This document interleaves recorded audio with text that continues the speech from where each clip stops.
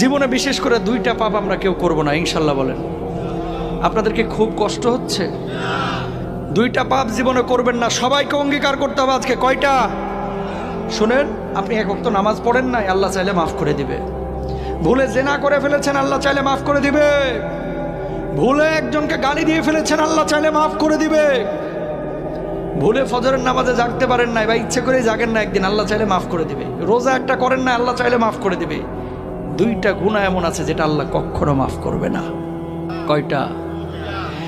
এক নাম্বার হচ্ছে বান্দার হক নষ্ট করা, দুই নাম্বার হচ্ছে শিরিক করা।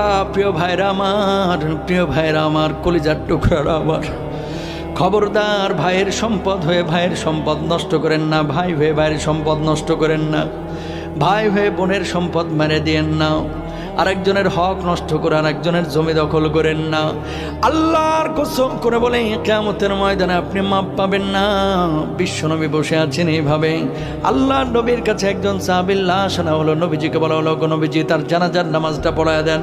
আল্লাহর নবী বললেন, না, তার জানাজার নামাজ আমি পড়াবো না। সাহাবীরা বললেন, নবীজি কেন তার জানাজার নামাজ আপনি পড়াবেন না? রাহমাতুল লিল আলামিন বিশ্বনবী সাল্লাল্লাহু আলাইহি ওয়াসাল্লাম বললেন, ওই ব্যক্তি ছিল ঋণগ্রস্ত, ঋণ পরিশোধ করে নাই, এই কারণে আমি নবী তার জানাজার নামাজ পড়াবো না বললেন।